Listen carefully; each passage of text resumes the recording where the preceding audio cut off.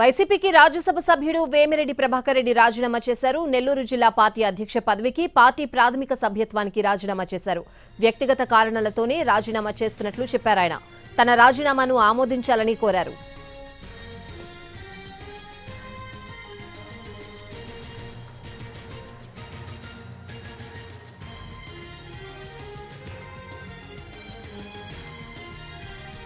వైసీపీకి రాజ్యసభ సభ్యుడు వేమిరెడ్డి ప్రభాకర్ రెడ్డి రాజీనామా చేశారు.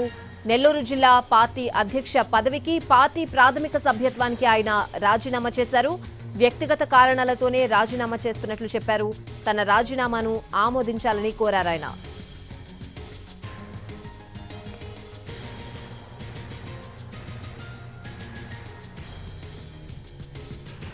వైసీపీకి రాజ్యసభ సభ్యుడు వేమిరెడ్డి ప్రభాకర్ రెడ్డి రాజీనామా చేశారు.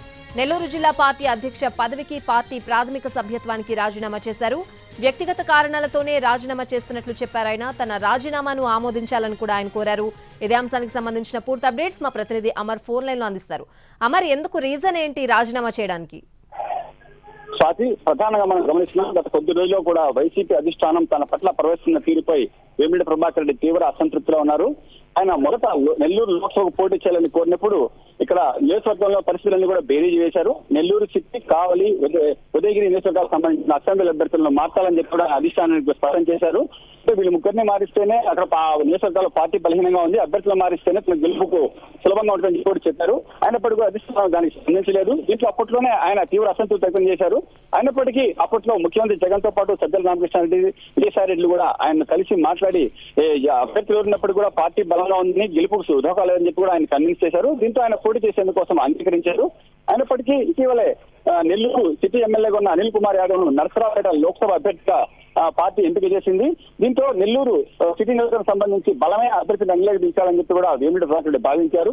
దీనికి సంబంధించి జిల్లా నేతలతో కూడా ఆయన చర్చలు జరిపిస్తున్న సమయంలోనే ఒక్కసారిగా కూడా అనూహ్యంగా నెల్లూరు డిప్యూటీ మేయర్ ఖలీల్ ను సమన్వయకర్తగా నియమించారు.